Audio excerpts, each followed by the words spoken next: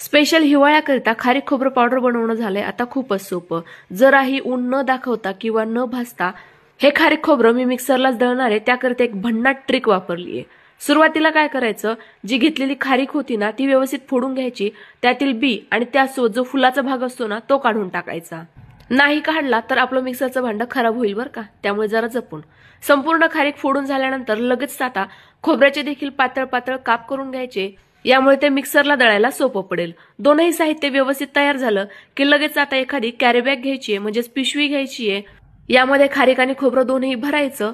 एकदम पक्की, अजिबात हवा जाणार नाही एवढी घट्टसर गाठण बांधायची आणि तयार झालेली पिशवी लगेचच फ्रीजरला, ज्या ठिकाणी बर्फ साठतो ना तिथे ठेवायची। फ्रीजर एकदम हाय स्पीडला लावायचं। रात्रभराकरिता हे असंच ठेवायचं। दुसऱ्या दिवशी आता ही पिशवी खोलून बघूयात। बघा, यावर संपूर्ण बर्फ जमा झालेला होता। गाठण सोडून बघितली तर बघा आपलं खारीक आणि खोबरं किती छान असं कडक झालेलं आहे, अगदी उन्हात वाळवतो तसं।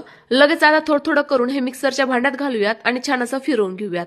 आपलं खारीक खोबरं अगदी छान असं बारीक दळलं गेलंय आणि मिक्सरचं भांडं देखील खराब झालं नाही। तुम्ही देखील ट्राय करा।